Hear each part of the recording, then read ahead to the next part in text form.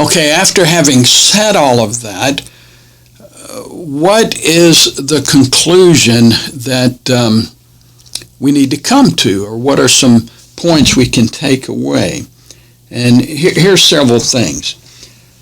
Considering the implications of the existence of sentient alien beings from another world is a worthy endeavor for the Christian.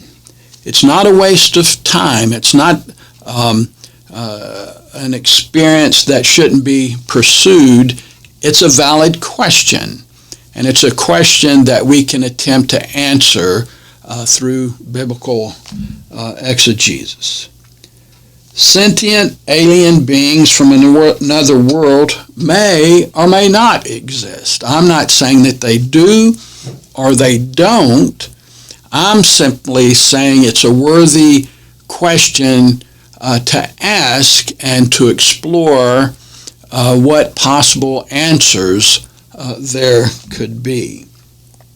Their existence does not destroy our faith in the Bible and our belief in the God of the Bible. As I said, all truth is from God and belongs to God, and their existence would only be a revelation of truth.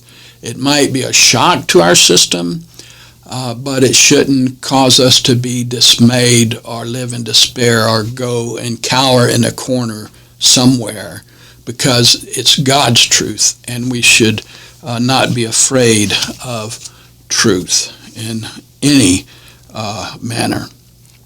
Now, the Bible does not need to be changed if we think it doesn't teach about their existence, and then all of a sudden we have a discovery that they do exist. That doesn't change the Bible. It changes our method and process of exegesis, of interpretation, of explanation. But the Bible does not need to be adjusted. Our interpretation of the Bible needs to be adjusted and allow for their existence. Now, depending upon the kind of being they are, that determines how we understand the plan of redemption applying to them as we went through the various kinds and categories. And the kinds are defined for us through Scripture, as we looked at, like angels, like demons, like plants, like animals, and so forth and so on.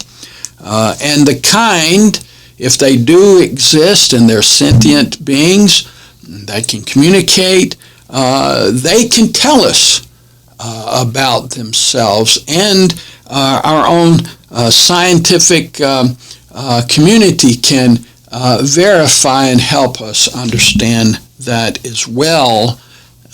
Then as we understand that, we can better understand how the application of redemption would fit with them. Now, let me say, like hoaxes and hallucinations, misidentification, natural phenomenon are not being addressed in this particular podcast. So if somebody misinterprets an airplane for a UFO or something for a creature, but it's not something alien, that's not the focus for this particular podcast.